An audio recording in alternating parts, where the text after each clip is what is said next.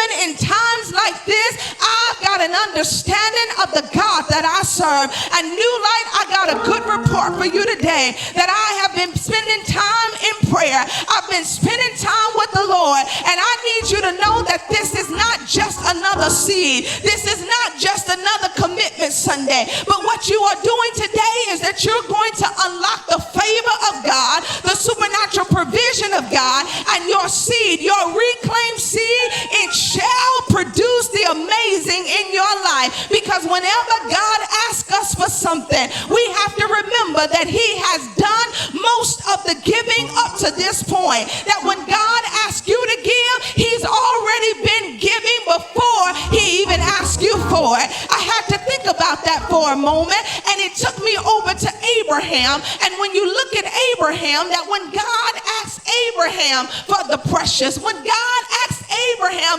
for a sacrifice, remember, he asked him to sacrifice Isaac, the promised seed. When by the time that God asked Abraham for the sacrifice, God had been doing all the giving to that point. Genesis 22, when God asked for the sacrifice, it comes after all the giving that happened from Genesis chapter 12. Can I close with this? Because in Genesis chapter 12, he gives Abraham the promise. In Genesis chapter 14, he gives Abraham property. In Genesis 15, he gives Abraham provision. In Genesis 16, he gives Abraham a pardon.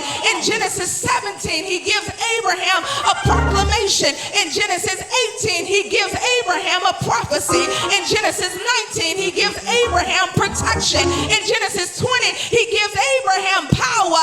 In Genesis 21, he gives Abraham posterity. And then in Genesis 22, he asks Abraham for a precious seed. And when you think about all that God has given you, this sacrifice is not that much. When it's time to give, there ought to be rejoicing. Because when I look back over my life, he's done all the giving. Because when I think about it, where would I be had he not given Jesus on a hill called Calvary? Where would we be if his son had not laid down his life for us? Where would we be?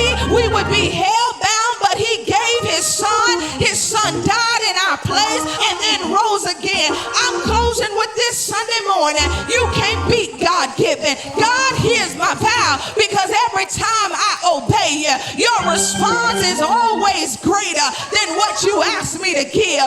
It's time for you to have a game-changing moment. And every time you obey, God shows up. So God, show up for my family.